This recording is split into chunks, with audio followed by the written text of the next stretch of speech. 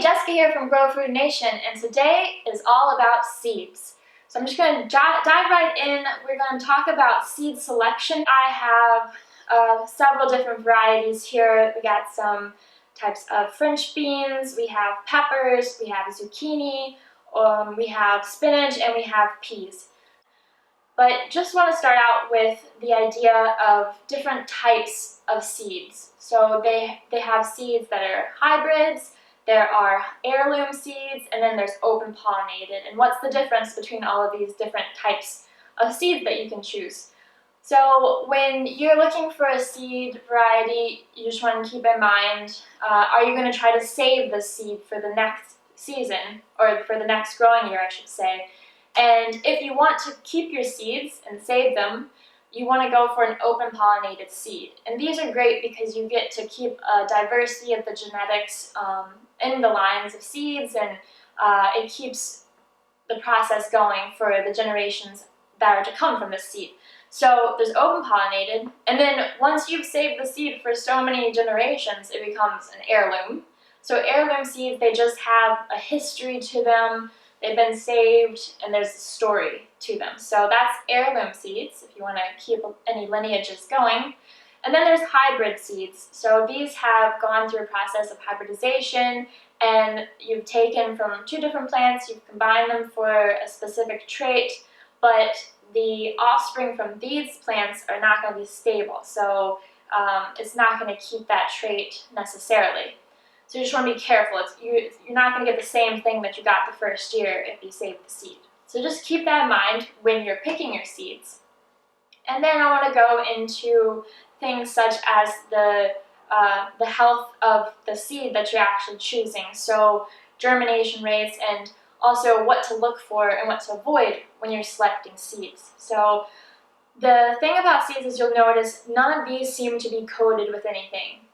Maybe the spinach, because I've already planted some of these earlier and I have some seed inoculant on them, but other than that, they're not treated. And that's one thing you want to avoid. If there's a red powder or something on your seeds, that's usually a fungicide. So that is the opposite of what we're trying to do. We're trying to encourage symbiotic microbial relationships with our seed from birth, just like babies and their gut microbes and getting inoculated so that they can be as healthy as possible from the beginning. If you're buying seeds, you want to definitely make sure that when you get them, you're checking the date to make sure that they're not old, as this can affect the germination rate as well. In addition to that, I personally recommend going for either organically grown seeds or some local, like a smaller company, if you know the people and you know the methods that they're using to grow the plants. We want the highest quality seeds, which is going to come from the way that they were grown. So the health of your plant, just like in our offspring as humans, begins with the parents, right, and with their parents and their parents. So if you know that the plants that the seeds were harvested from and the companies that you're getting it from are definitely prioritizing quality and health of plants, that's a good company to go with. So you just want to keep some of these things in mind, and it's not the end game, right? You can keep impacting the genetic potential yourself if you keep saving them, but get a local company, especially because the seeds, if they're actually harvesting or saving the seeds from that local area, the plants you get are going to already be acclimated for your region.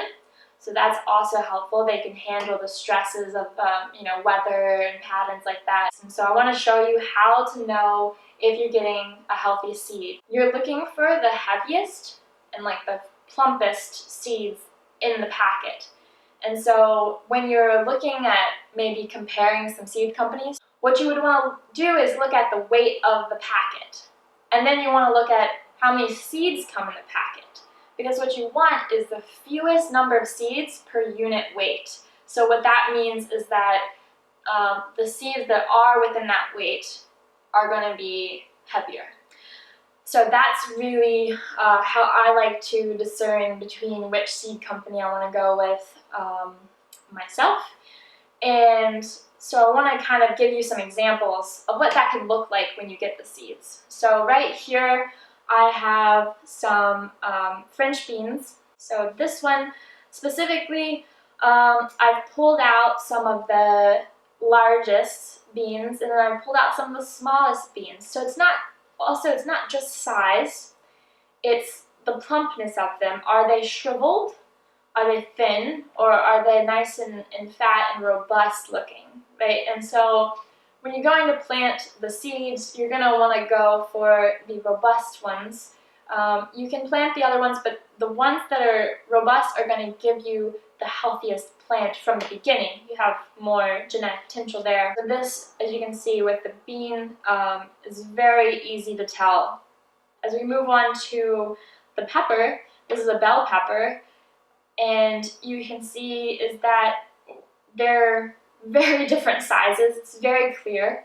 You can see these are thicker, these are very thin, and these are very plump. So these are going to give you the healthiest in this variety.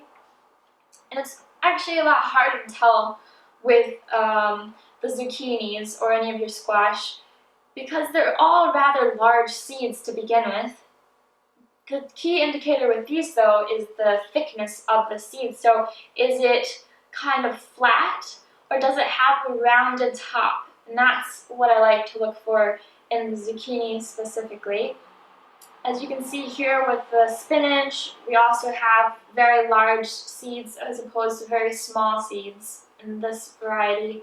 And that's really your distinguishing factor for the spinach, because they're kind of crinkly, especially with the peas, they're very crinkly, but you can, depending on the variety that you're looking at, but you can tell that there's very clearly a difference in the sizes of these as well as the vigor of it. Like it's very shriveled and small and thin, whereas this one, even though it's crinkly, you can still see that there's some plumpness to it, and it's still a lot larger than as opposed to the others. So one other thing I want to make note of is that this is a crucial time in the plant's life. It's just the beginning.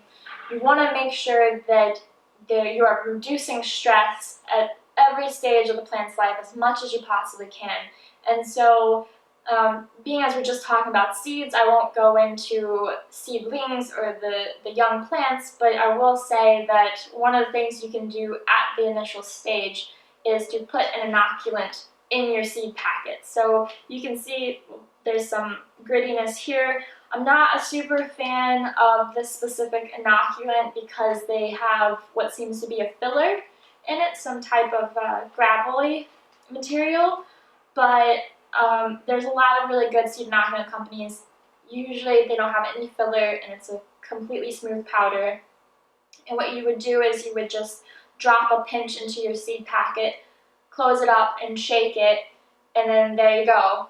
You've already given your plant an amazing start to its life. So these are just some things to keep in mind when you are picking your seeds for your garden this year. Until next time, I hope you have a great week, and I'll catch you again and talk about more awesome garden-related things.